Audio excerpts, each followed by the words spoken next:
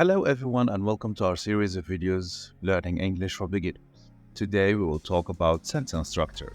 A sentence is a group of words that expresses a complete thought. A sentence provides structure to language and helps us convey meaning clearly. By organizing words into sentences, we can communicate our thoughts in a logical and understandable way.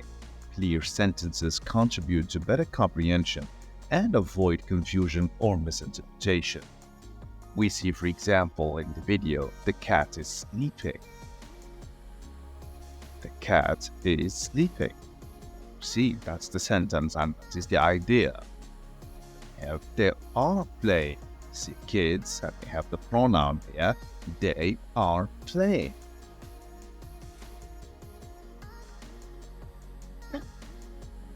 This week, we see it is raining. It is raining. Or at least we know that someone is having coffee. Someone is having coffee.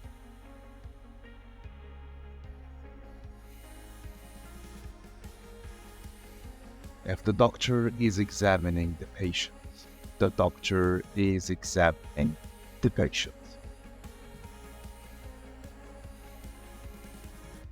Sentences typically contain a subject and predicates. Subject is the main noun or pronoun that the sentence is about. It tells us who or what the sentence is talking about.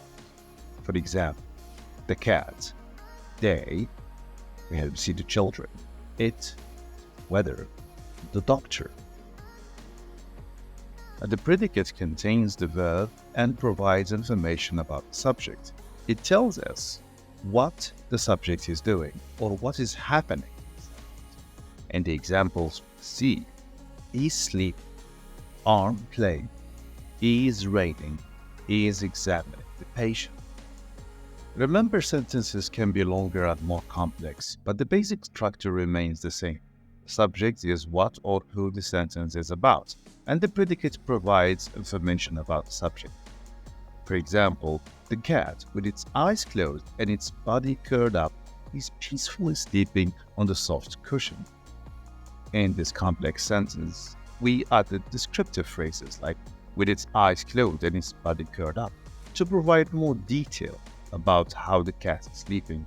This additional information makes the sentence more complex.